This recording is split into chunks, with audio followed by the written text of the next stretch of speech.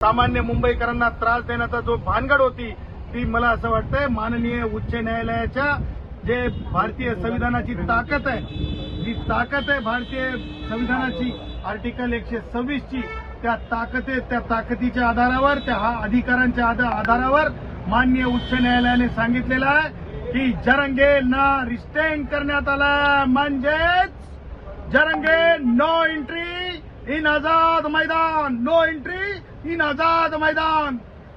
कारण लक्षात ठेवा की जरंगेचं आंदोलन पण तिचा आत्मा जो आहे राजकीय आहे। जरंगेचं आंदोलन हे सामान्यातल्या सामान्य माझ्या मराठा भावांची दिशाभूल करणार आहे।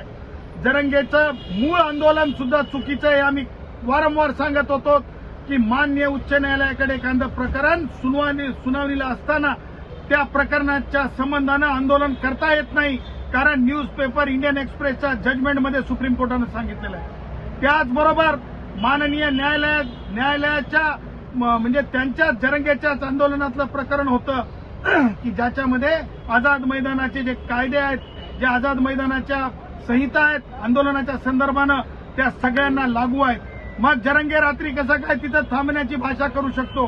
त्याचबरोबर जरंगेच्या प्रत्येक भाषणामध्ये हिंसक गोष्टींचा उल्लेख होतो। त्याचबरोबर जरंगेच्या प्रत्येक भाषणामध्ये लक्षात ठेवा मुंग्यांसारखे लोक येतील। त्याचबरोबर जरंगेच्या प्रत्येक भाषणामध्ये 1000 अँब्युलन्सच्या गोष्टी करतो जरंगे।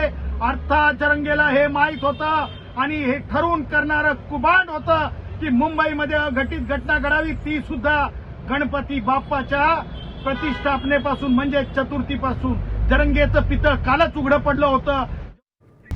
आता isakal.com आहे देशातील नंबर 1 ची मराठी न्यूज वेबसाईट। प्रत्येक अपडेटसाठी isakal.com ला नक्की भेट द्या।